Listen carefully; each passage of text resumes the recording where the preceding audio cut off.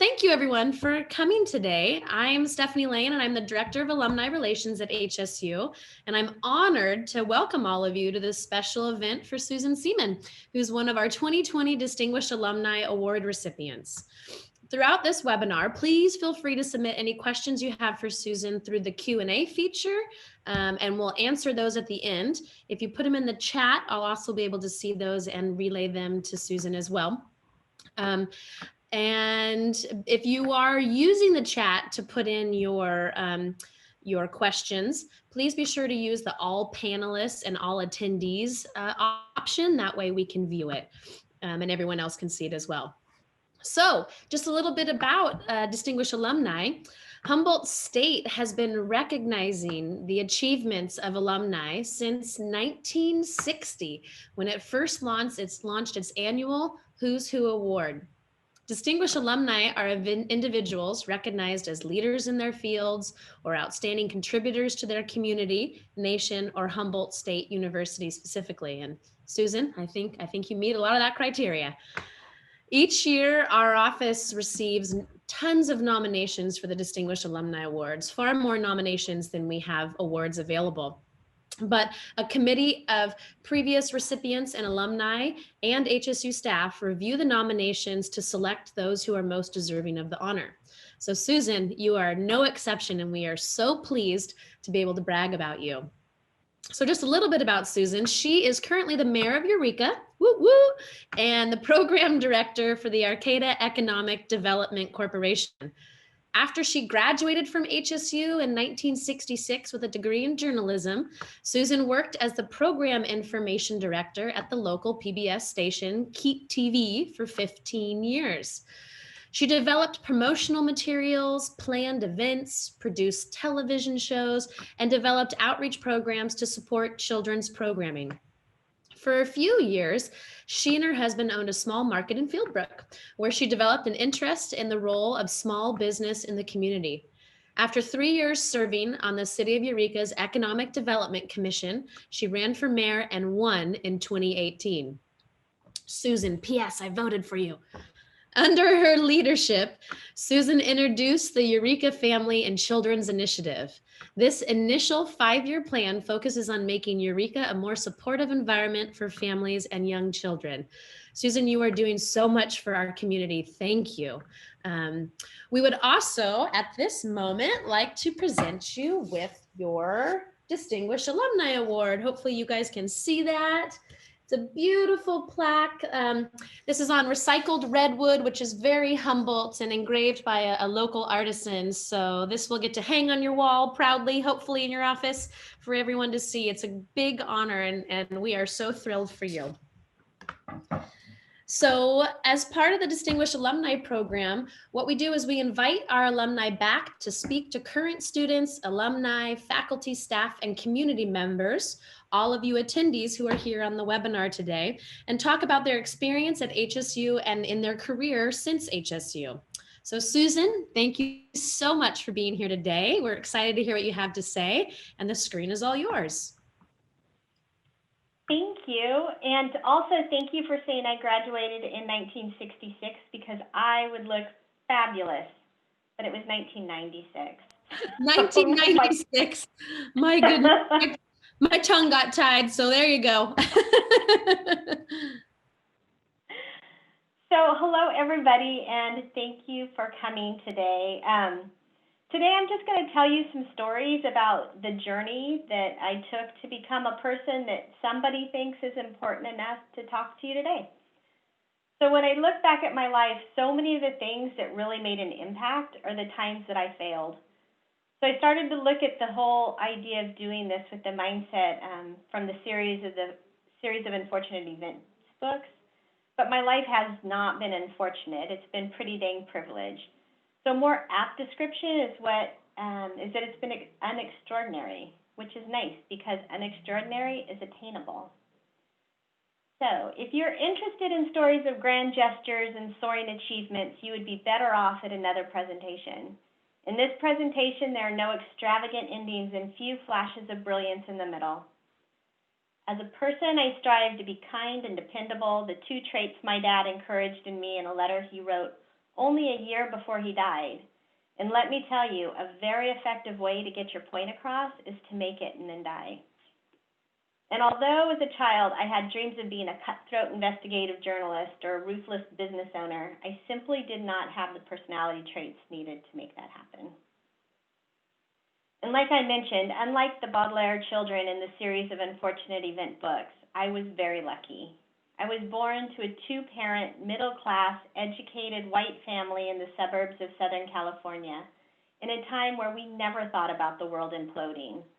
The Vietnam War ended when I was in kindergarten, and when I was in school at school age, my experience with war included a 3-day invasion of Grenada and a Cold War, which could have meant annihilation, but while our leaders made some bad decisions, they didn't seem hell-bent on ending the world, so as kids, we really didn't think about it. Many of you, however, have never lived without being in the midst of a conflict, and the crises facing the planet's a lot of responsibility that young people feel obligated to shoulder. So I'm fully aware that much of my success comes from things I had no control over and are unfortunately not transferable to you today.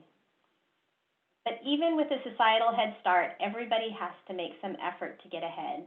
For me, it was really a lot of unextraordinary actions over a long time that helped me land where I am today. And my trajectory may not be anywhere near where you want to go. When I started my career, it was much like when I visit a new town and I take the walking man tour. I walk up a street and I turn to follow whichever direction the streetlight walking man tells me to go. I had a general idea about what I wanted, but no real direction. And so this is where I landed. Hopefully the things that I learned can help you even if you chart a completely different course. We all still need to keep moving forward. To chapter 1. It was about 30 years ago that I remember a speaker presentation similar to this one over in Nelson Hall. But that's the big difference, right? The similarities end because an in-person event, the speaker can actually see your faces and gauge whether or not you're even listening to this at all. So I will continue to just talk at my computer and trust that you're out there and fascinated by every word I'm saying. But I will say this is very weird for me. When I was in school, the speaker was a journalism graduate who worked in public relations for AT&T. I don't know that she was a distinguished alumni, but she was a speaker. And I was a journalism student with an emphasis in public relations. And I remember only one thing that she said that day. One thing, and she told us that she had her baby and went to work the very next day. And since I had very little interest in children, and my history with them was only as a notoriously bad babysitter, I thought, I'm going to be just like that. You should know it was the 80s, a time when being a high-powered executive was the ultimate rebellion for a woman. We were told we should strive to break the glass ceiling, but also it'll screw up the family, but also women can have it all, but also we're responsible for it all if it goes asunder. So it was a lot of mixed messages, or at least that's what I took away from movies like Baby Boom and Mr. Mom. But I also want to expand a bit on that notoriously bad babysitter comment. Once a kid I was babysitting locked me out of the house while his little sister cut off her ponytail, the whole ponytail. I seem to remember breaking a window to get back in the house. So as you can tell, I was not exaggerating about that whole bad babysitter thing. And strangely, the mother continued to hire me. It was really hard to be a working mom in those days, and I would show up when she needed me. And so one of the lessons today is that showing up matters. But when I was at HSU, I had an internship at the Natural History Museum. That was the year they opened. And I spent an uncountable number of hours there trying to learn how to navigate Adobe PageMaker, which was a relatively new program that nobody in the geology department knew how to train me on. So during all of the hours that I spent there, sometimes accomplishing literally nothing more than placing a single 2-column story on the page of a newsletter, because this was before computer programs made any effort to be intuitive. I was also getting to know the volunteers and the staff. And when simple projects came up, I would volunteer to do them. And the more I got to know about the museum, the more I could interject ideas for activities I wanted to do, like planning a volunteer recognition event or planning their 1-year anniversary party. And when people ask me about the most valuable part of my education at HSU, I will always say it was my internship, which included a small stipend but not a paycheck, that it gave me real-world experience and it connected me to people who could speak to that. Because you see, by the time I was ready to graduate, I dreaded returning home to Southern California. But we had a narrative around HSU then, and I suspect it still exists today, that says Humboldt is a place where you learn and then you leave. There are no jobs here. I did in fact leave because of that for almost 3 months. My fiance at the time quit his perfectly good job, and we headed back to our hometown to look for real work. I want to take a brief aside to talk about internships.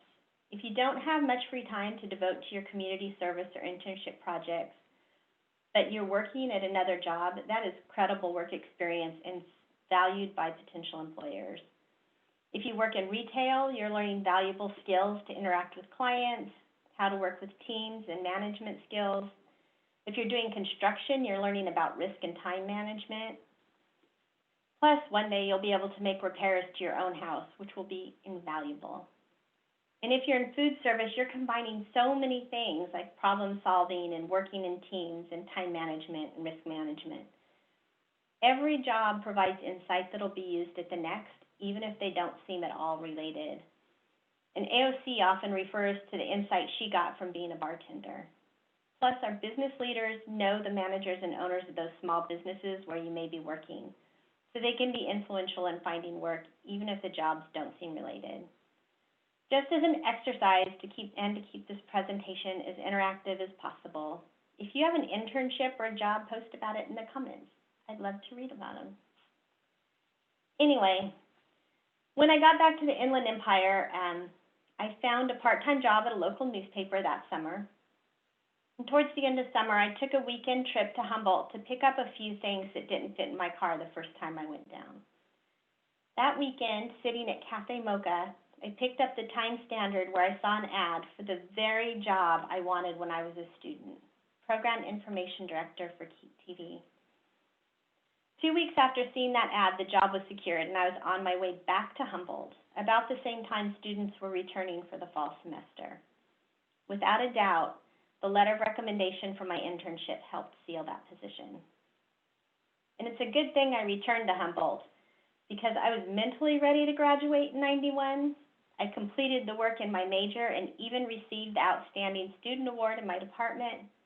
What I had not done was actually finish the general education coursework, specifically a math class, which was always impacted, and honestly, I just didn't want to take it that bad that I worked really hard to get into it. And so one day, and I know he's here today, I ran into my advisor while I was visiting campus, and I told him that I still hadn't graduated because I hadn't been able to get the class. At the time I did that, I was married, settled in my job with a baby and a second one on the way. And I don't know if he remembers that day, but his face, he was truly flabbergasted. It's the only word I can think of. But it was a great lesson in how to cut through bureaucracy, because I got a call later that day that I had a spot for the next semester. And so now my official graduation date is 5 years after my friend's. My class finished a little over a week before my second child was born. So I was hauling my cookies all the way up to the second floor of Founders Hall when I was 9 months pregnant. That was really fun. The lessons from this chapter of my life are to take your community service or internship projects seriously. Don't put off taking your necessary classes, certainly. And if you're having trouble getting the class, use your advisor. They're quite helpful. But I'm sure what you're all taking away is, oh my God, she had kids? Yes, I did. And I only almost decapitated one once. That's a great story, by the way. Seriously, if you reach out to me after this for no other reason than to hear it, it would be worth it. I'll have the contact information at the end of the presentation. Anyway, I have 2 kids, and I never forgot what that woman from AT&T said. I didn't even wait till the next day to go back to work with my first one. I was still in the hospital, and at one point I was on the phone with a graphic artist planning a This Old House home tour. It was being held only a month later. And at that time, my baby was crying on the other side of the room, but I was attached to something that plugged into the wall behind me, so I couldn't get to him. And to top it all off, I had to go to the bathroom so bad. And all this was happening, and the doctor stuck his head in. He saw I was on the phone and said, "I see you're busy, I'll come back later," and he walked away. It did not feel nearly as badass as the AT&T lady made it seem. Chapter 2. I stayed at Keat TV for about 15 years. That probably seems like a long time, but I tend to stick with things. I met my husband in high school. We bought a house in 1992, and we're still there. And I keep my jobs for a long time, 15 years at Keat and 13 years at my current position at Arcata Economic Development Corporation. My husband and I even spent 7 years owning a small general store that probably should have closed after a year. One would understandably, but incorrectly, think that I dislike or avoid change. It doesn't make sense that somebody should be settled and ambitious or innovative, right? But here's my perspective. Being satisfied in the core areas of your life allow you to experiment more freely with new things within that scope or to adapt to changes better as they arise. By the time I left Keat, my job was nothing like the one I was hired for. I was able to create and mold a position that fulfilled me. I've kind of done the same thing at my current job, but before you can do that, you have to do the job you're hired for. At Keat, the primary job was Public Information Director, was to create the Spotlight Program Guide, which was basically a TV guide for our channel. I wrote descriptions and found pictures to accompany them, and sometimes I wrote press releases. They tried putting me on air sometimes, but when I pitched, I was terrible. I even remember, I will never forget when this woman called and she said, "You tell that young lady she is doing just fine," which is absolutely what you say to the person who is not doing just fine at all. And so there was pretty basic work, and it was a great first job. And what I did was, but I was kind of bored, right? I was kind of bored, and I obviously lost my spot right here. Sorry.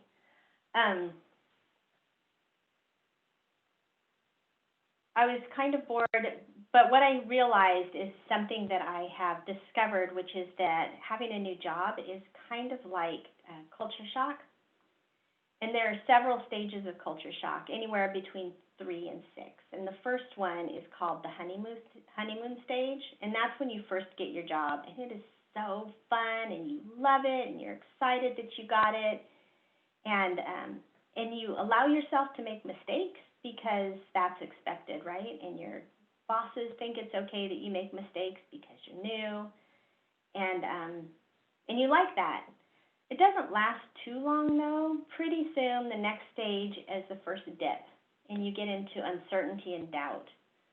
And when you're in that stage, you question whether you made the right decision at all. I tend to think this is the stage where you feel like you should know the job, but you don't really know it that well.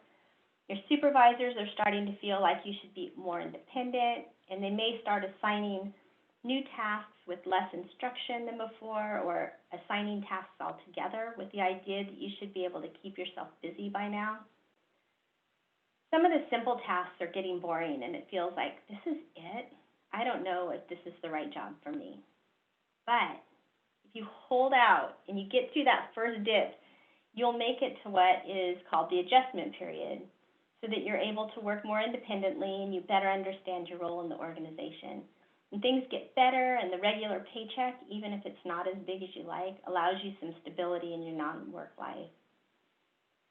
But unfortunately, there's often a second dip. It's not much later, and there are greater questions about your long-term future. You start to feel like you know more about the organization, so you recognize its inefficiencies and shortcomings. You feel like you have a little experience, and there's probably another job out there that's a better fit for you. It's not uncommon to bail at this point and start the next job, which inevitably starts to cycle over. But if you stick through that stage, you reach the last stage, which is adaptation. And at that point, you can start to have more influence at your job and with the organization. You become integral to the organization, and they have so much more incentive to keep you happy. It was a little over a year into the job, and I was moderately satisfied, but not thrilled with the work. I was probably somewhere in that second dip area. Keat TV was 24 years old, which was the same age as me, and I started talking to the development director about a whole series of outreach events to celebrate our anniversary. That discussion ended up becoming a 3-hour planning lunch, and we decided we would start the year with monthly events, and we would start with Where in the World is Carmen Sandiego, a live game show, which was so fun, and we would end it with the Silver Anniversary Ball. With each event, I worked with different community partners and became more connected to our region. With that, organizations started asking me to join them, and although I didn't know the improv game Yes and at that point, I certainly lived it. I was doing anything everybody asked me.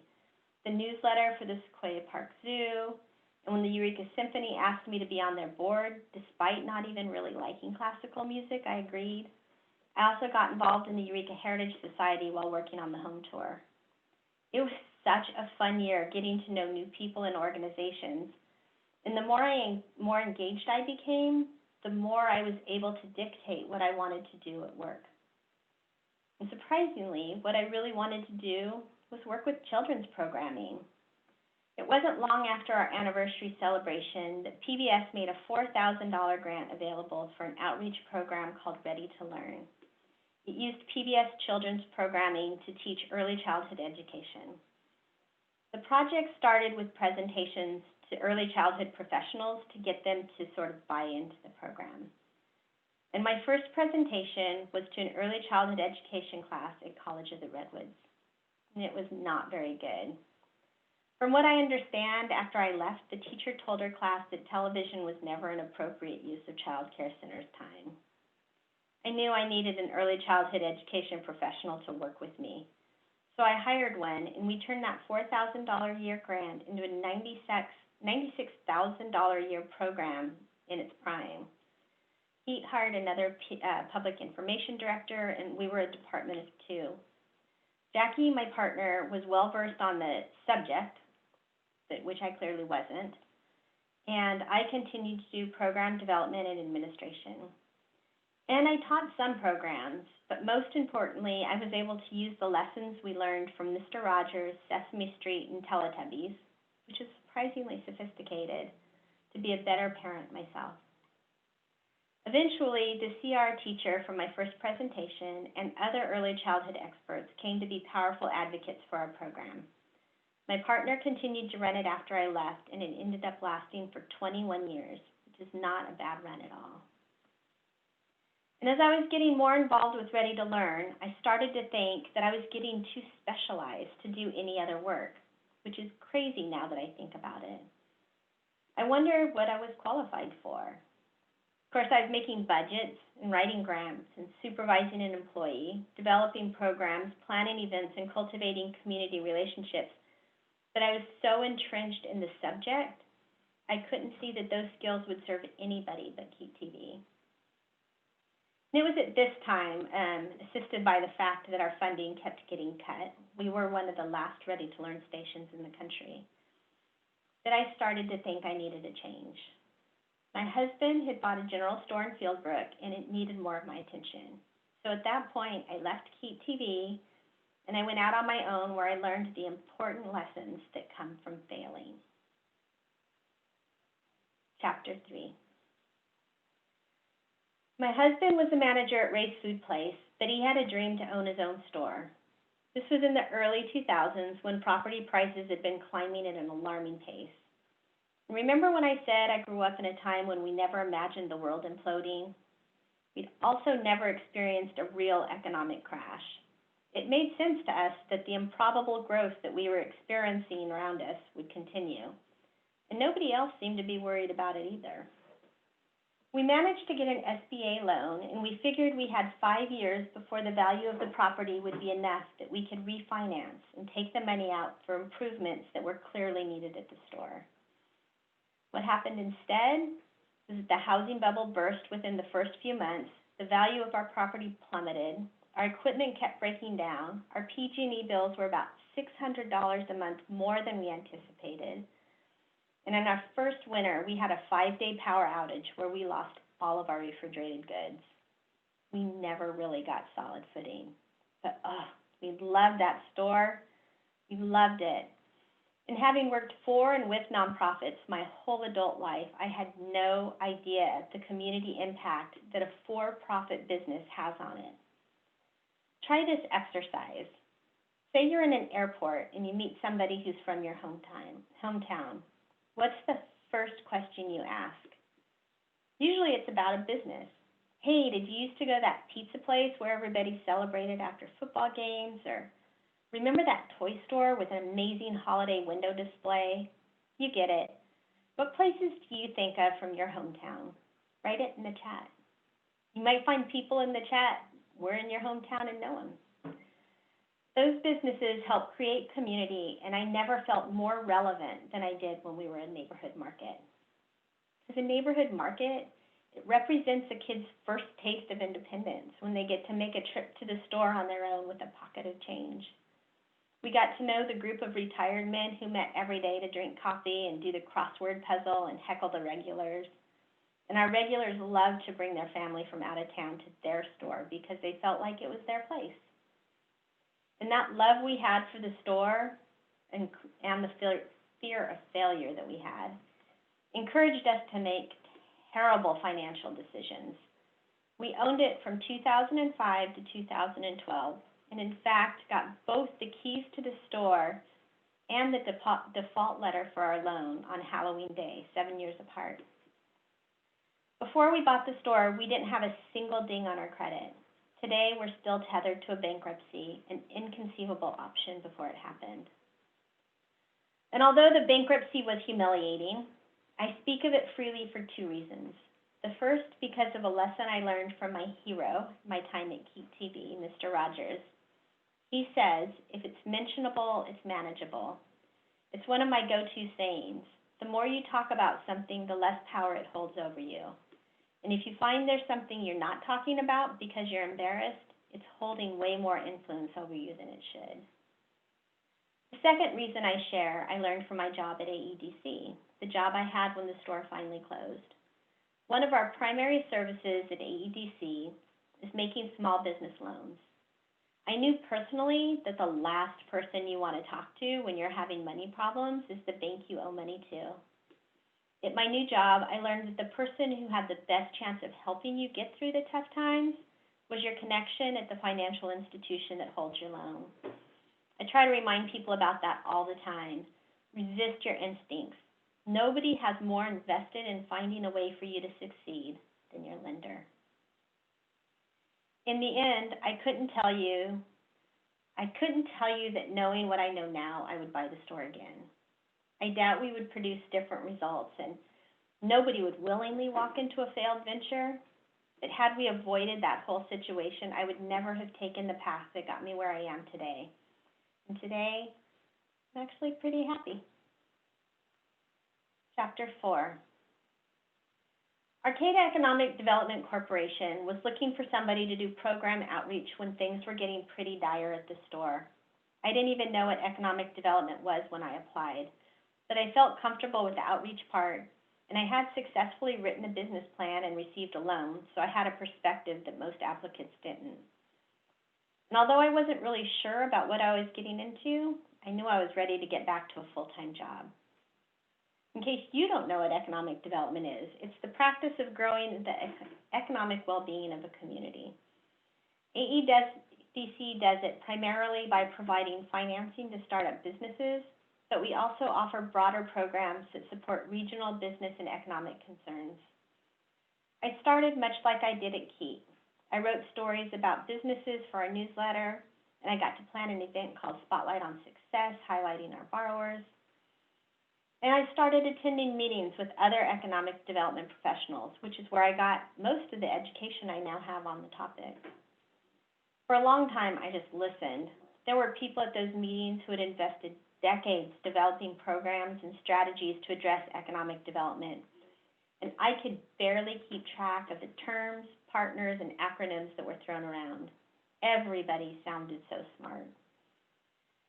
And eventually, I started a program that ran for a few years called Get to Know Your Economic Development Partner. It was for community leaders and elected officials.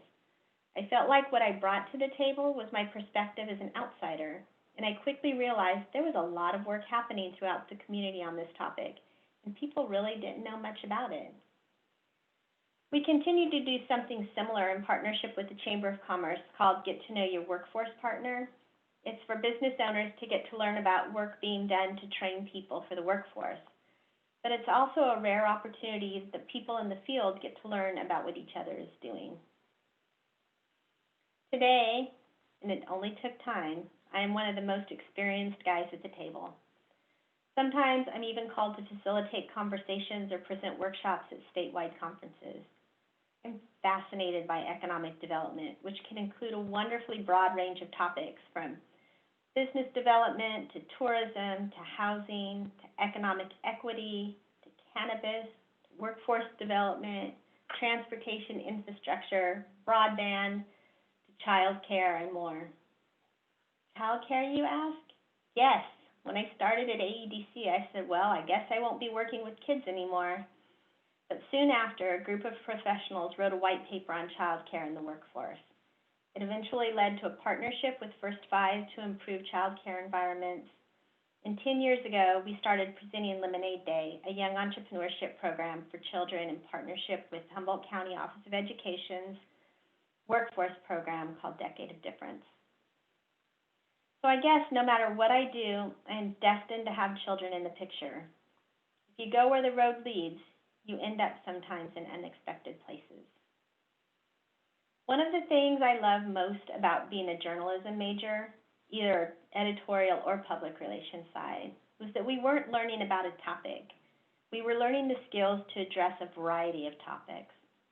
And I joke all the time about how all these paths lead me to children. But I've really had the opportunity to work around a whole variety of topics.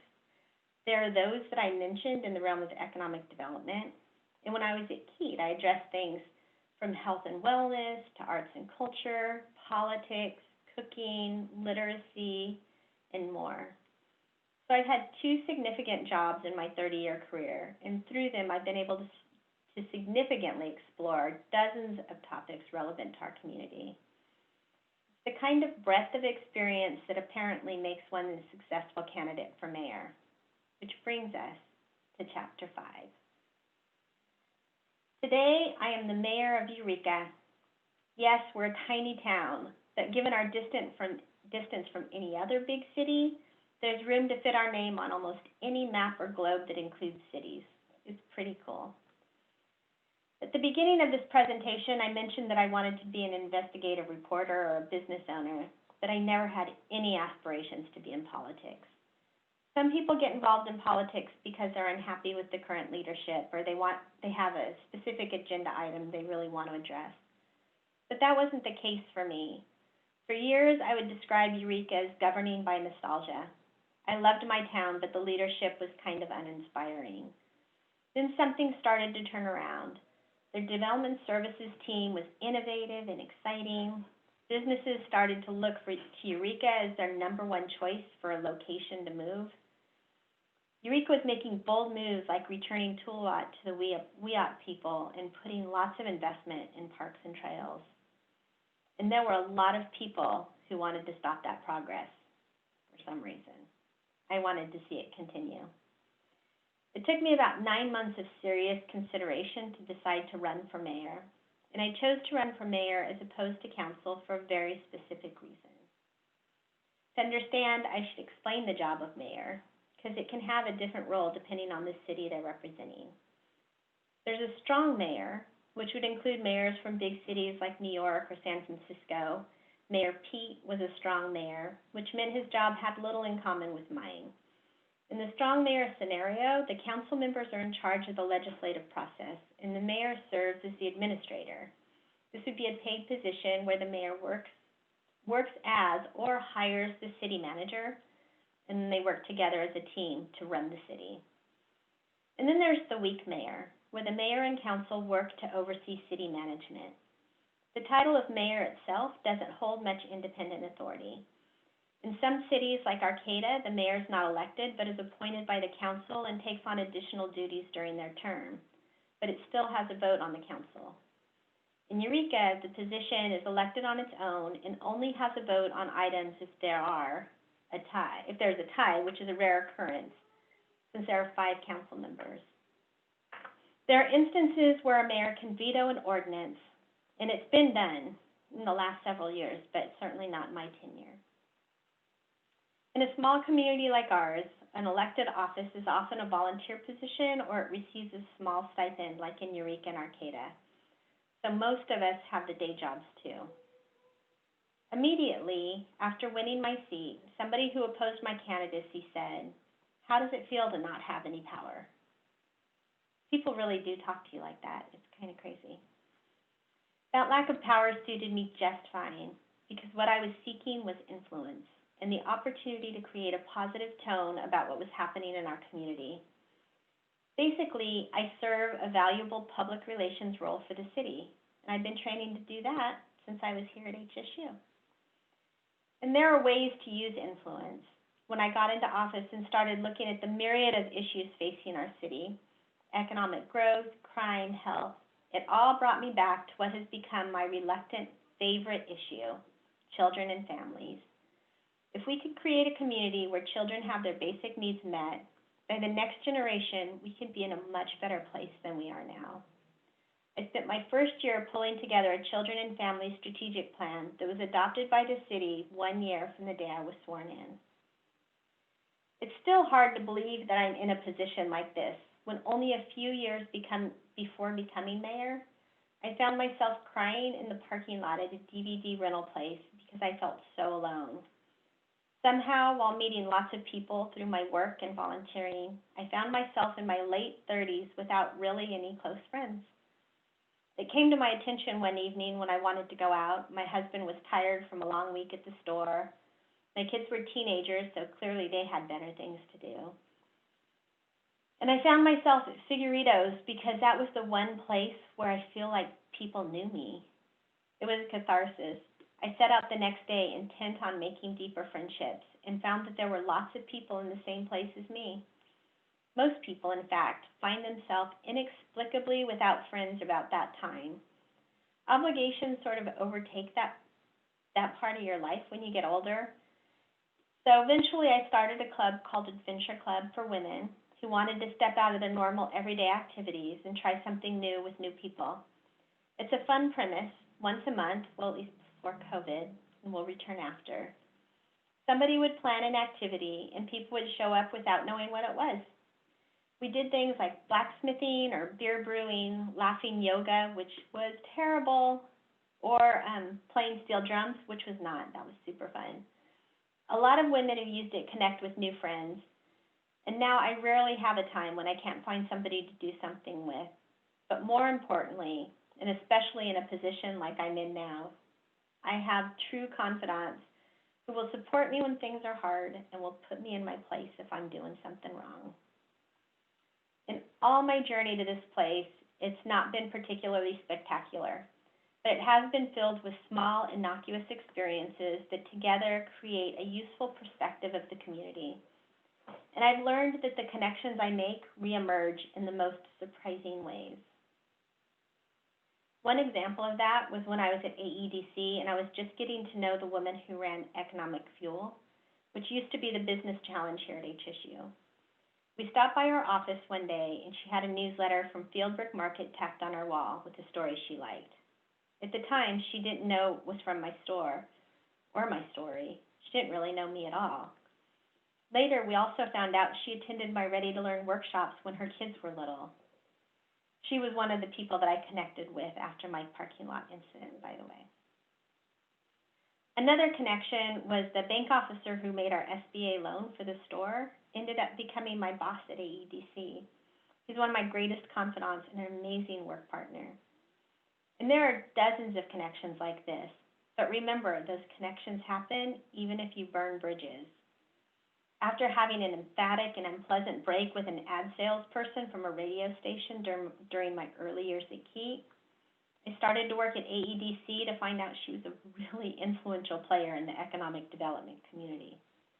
A decade had passed, but it took extra effort and some awkward encounters to reestablish a working relationship with her. Ultimately, over time, you will meet a lot of people on your journey with a lot of knowledge and resources that can help you become better at whatever it is you want to do. Eventually, all of these paths cross. Sometimes it's a simple intersection, and sometimes it's an elaborate freeway interchange. But each of those points of contact becomes social capital that can become handy at a later time. And sure, there's some luck involved. And for that, I like to turn to Oliver Burkeman for advice. He's a columnist from The Guardian. He says, "We use luck to describe life's sheer randomness, but also to explain those opportunities we encounter because we've looked for them. Expose yourself to new people and events, and you're far more likely to meet your next employer or the love of your life than if you stay locked in your home. The best approach, research suggests, is not a laser-like focus on what you think you want. It's to cultivate a radical openness to unplanned experiences, loosen your grip on your goals, and embrace uncertainty." In other words, want more luck? Have a cup of coffee with a stranger. And with that, and because my very least favorite kind of presentation is one where somebody just talks at you for an extended period of time, I would like to invite anyone from this call who is interested to a Zoom social, students and non-students. I will pull together a half dozen random and interesting people from the community, and we can have some fun discussion about nothing in particular.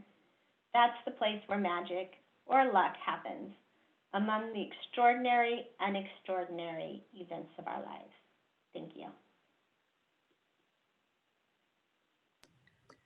Thank you so much, Susan. You can't hear it, but people are clapping all in that attendee room right now. And I'm shocked. My mouth hung open. I've heard so many great things from people about the Adventure Club. I didn't know that you had started that. What a wonderful snowball you got going there. That's cool. So everyone in the attendee room, just to remind you, if you want to toss questions in the chat or in the Q&A feature of the webinar, we can be able to share those with Susan right now. And before I forget, before we get going on all those questions, I'm going to put Susan's email in the chat. So if anyone wants to get a hold of her or have questions directly for her that perhaps they don't want to ask right now, you can certainly send her an email. I can't talk and type at the same time, so 1 second. Okay, I think I got it. So there's her email in the chat for anyone who wants to write that down. Susan, I wanted to just let you know some of the comments that came through and some of your moments in your talk when you were talking about that place that people loved going to. I piped in. Mine was going to Carson Park and then going to Canham's afterwards, which was a little liquor, maybe not a liquor store, but a little corner store right by Marshall School in Eureka High. That was always my spot as a kid. Provost Jen Capps, thanks for being here. She put down that she went to Old Chicago Pizza in Petaluma. And Kay Ramazzotti put down that Trunkus Market in Malibu was their spot. Also, Clint Rebick, who has a theater here in Eureka, and I'm sure you know, our registrar at HSU. His first job was at a neighborhood store. It was the best training ever, he says. So lots of people relating to that small town environment that you referenced there. So lots and lots and lots of thank yous in here and lots of our mayor is cool comments. But looks like Mark Larson, a journalism faculty member, maybe when you were around, I'm assuming when you were around, he's emeritus now, but he said, "Thank you, Susan, from Mark and Sydney. Loved your stories from your past and your present. Any thoughts about a few years into the future for you at work or in politics?" Where are you moving on from here, I guess? I am I will say I have no interest in anything besides the mayor position, so I don't necessarily want to move up in politics. Um, but I do really enjoy what I'm doing here. But I like it. So the city council supervisors, those folks are really sort of deep in ordinances. There's a lot of details. And I don't know if you could tell, I'm not a real detail person. I'm more of a public relations person. That's why I feel like the mayor job was more suited for me. Um, I have thought about it, and I've kind of forgotten what it is. We're actually starting to talk about what we're going to do when we retire, which is Ooh, super fun. I can't imagine I'd ever retire, but I want to do retiree type things. That would be awesome. nice. Well, Humboldt County is a good spot for retiree type things. um, so I had a question for you. This is definitely a uh, a, a unique time to be mayor of a small town. And so, how have you been able to navigate and use your creativity and the skills that you mentioned in your presentation to lead through this pandemic? So I have a gentleman who calls often because he likes to share a lot of his opinions. So really nice guy. And he wanted an answer for something. I said, I'm still not sure what I'm allowed to tell you because we were in a decision-making process. So let me find out and I'll get back to you. And he said, oh, that's right. This is your first rodeo. And I said, yes. And they put me on the biggest, meanest bull they can find. It was not what I expected. Yeah. Well, So, yeah, so it's been interesting. I think one of the things that's been useful or helpful is that, we're not making big decisions about public health at the city level, so that's done at the county. We just sort of get it and then have to share that information. So I've been doing weekly addresses that I'm a pretty calm person. I tend to help people not get riled up. So I guess that's my skill. Is at a time when people are really, really stressed, I can talk to them in a way that doesn't freak them out. great. Or That is an important trait in any kind of leader, for sure. Let's see. I always like to ask folks, bringing it back to your experience, putting yourself in your shoes as a student. What were some of your favorite memories being on HSU, either your first or second time earning your degree and being here at Humboldt? What is that those fun student memories that you have? so I came up with my boyfriend and a few friends, so that was strange. So I kind of had a core group of people when we got up here. Lived in campus apartments, Okay. which was an experience. And I'm glad I did it, because if you didn't ever live in a place that was so small and, the walls were thin, and I'm still in touch with the guy I used to live next door to. So that was fabulous. I loved the internship, so I spent a lot of time down at the museum. And what else did I like? And I really do have very vivid memories of walking up to Founders Hall when I was very large. And I'm sure people were like, what the heck is she doing here? I love it. I have a funny memory too of getting all dolled up for school and having an 8 a.m. class in Founders Hall. And by the time I got up there, I was not looking like a doll anymore. So Kathy Flores, who is signed in, says, thanks, Susan. What type of interface or interaction are you able to do on the HSU campus? What is I explain that. think, are you able to connect back with your department or be involved in things with HSU and Eureka? So I am involved. I'm not so involved with my department anymore, although I did start talking to the head of the journalism department last year because I had an idea of something I wanted to do and for a fundraiser, and so we were chatting about that, but things have kind of gone off the rails. I work with the Community Center, or the Center for Community-Based Learning, I've been on that advisory board for many years. I don't know, 5 plus, definitely more than 5. Um, I am now on the MBA advisory group. Great. I used to be really I used to go help at KHSU all the time, which was a ton of fun. So those are my major touch points. For years, it was just KHSU. And if it wasn't for that, I probably could have lost touch with HSU completely, because even though I'm here in town, it's hard to get parking, and there wasn't a lot of reason to be there. So. It's pretty much hard to get parking after 8 o'clock anywhere on the campus. But now I have so many more connections and so many more reasons to go. So Yeah. I'm more involved than I was, say, 5 to 10 years after. Sure. And it's really cool, the friendship that you and President Jackson have formed, and seeing those connections between HSU and Eureka grow stronger. So thank you for that. I'm excited about that. Yeah. We all know. Yeah. So there's another question that came in. Emily Kratzer. Emily, I think you have been on every single one of these Distinguished Alumni Speaker Talks. So thank you for that, by the way. But she says, how is your relationship with the nosy media? Smile, smile. But how's your relationship with media? Well, that's one of the beauties of coming into this from a journalism background. One of the things that used to frustrate me so much about the city of Eureka was there was a stage where they were not very transparent, and they were causing fights with the media all the time, and it just drove me crazy. But I find them to be really quite pleasant to work with. I did have one issue where I had to talk to somebody about something I didn't think was fair, and that was fun.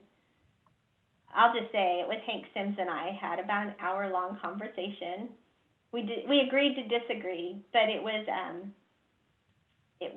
good. It was just kind of good fodder, and got me thinking more. Hopefully, got him thinking more. Yeah. And came out of it. I enjoyed it. Yeah. And like you said, having that journalism background probably really helps with your media relations and helps you be a successful communicator in your leadership position, which leads me to my next question, which is, how would you describe successful leadership? And it seems like in all of your areas, you had a different type of leadership, from either leading a town to leading a business or leading a part of a program within a business. So how would you describe successful leadership?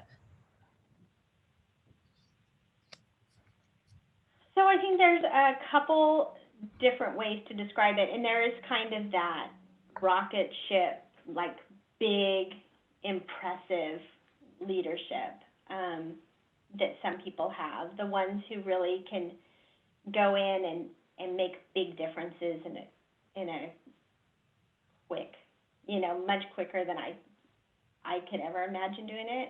I'm kind of that more slow, methodical, not always consensus building, but at least trying to understand a bigger picture as I move forward.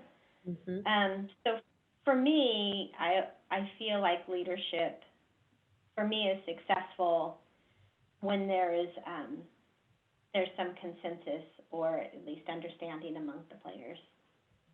Great. Good. That's great.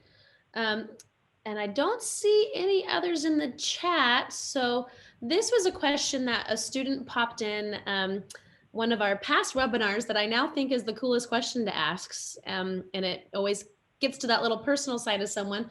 But what books do you read? Do you read books on business, on how to be a better leader? Do you read fiction? Do you read mystery? What is in your downtime, or do you read books at all? I love, and probably you can kind of tell, I love essays. So I like reading books about people's lives, but through their stories more than just through although I also like biographies. I love children's books. Oh, cool. The thing about a great children's author is they have to do everything that an adult author does, only quicker. And I was once the chairperson for the Humboldt County Children's Author Festival, so I really started reading a lot of young adult books then. I like regular fiction, and I really don't read a ton of nonfiction. I go through stages, but I am not in that stage right now. Sure. Cool. That was one thing when I I'm not in the young adult stage right now either, but I could get back into it. Well, that was one thing when I graduated from college. I had forgotten how to read fiction. And so that's what I've been deep into too since graduating. So looks like another. Truth is, my eyes are terrible. My eyes are terrible probably because of computers, but it's exhausting to read for me. And I just can't get that. My prescriptions, I keep getting new ones, hoping that it's going to be the answer. My eyes don't get so tired. Cool. So let's see, there's a question that just popped in before we sign off about, are there any plans in Eureka for more affordable housing? Thank you. It's been a really interesting to listen in. From Kendra. So much affordable housing. Just tons of it. It's very exciting. In fact, tonight we have a city council meeting where we're looking at 3 of our parking lots. We have a developer who's made it for all 3 of them, which is great. We have the Yurok development that's looking at coming in. So we have some actual homeless housing as well as affordable housing. And we really do need to figure out how to include some market rate housing as well. But as we have more affordable housing, people can upgrade some of our other housing that's been used for lower income and make it better so we can have some more market rate. Awesome. That is great news. I'll say there's a fair percentage of HSU students that live in Eureka and commute over. So it'll be, maybe this will help give a bigger opportunity for some of that as well. So, Kendra just followed up real quick. Will the meeting tonight be available for everyone to attend? I think they are on Zoom, right? So there's a Zoom meeting, and you could go onto our website and get the link. Okay. Yeah, on the City of Eureka website. Okay. Yeah. Very good. Well, look at you, timed things perfect, Susan. We're right at the end of our hour. Again, I really want to thank you for your presentation and for all the contributions you have to our community. And I'm excited for all the future endeavors that you and HSU are going to get involved in. You're getting lots of kudos in the chat, lots of journalism folks here to support you. I also, real quick, before we end, everyone, I want to make sure that, just to remind you, we find amazing alumni like Susan and their accomplishments by the nominations that folks submit. So our nominations for Distinguished Alumni for 2021 are open. You can hop on our website and submit your form, and we'll be sending out an email here soon, getting everyone going. But it takes a little bit of effort from our friends and family and community to help nominate these awesome alumni and be able to honor them like Susan. So Susan, congratulations on being a 2020 Distinguished Alumni Award recipient. Thank you so much. This was fun. Yeah, awesome. Well, I'll give everyone. If people come and we do a social. Oh, I'm yes. Curious. Yes. So it'd be fun. You all saw the note in there with her email. I can get that and put it right back in here again. Let me do that real quick. There you go. So email Susan if you want to do that social. I think it's an excellent opportunity. I might just send it off to some students I know and make sure they know about it. So again, thank you so much for being here. And we are just thrilled to be able to honor you. So everyone, that concludes our presentation for today. We'll stay on just to let everyone log off so we don't cut you off immediately. But Susan, have a good rest of your day, and as well as all of you in the attendee room. Thanks so much.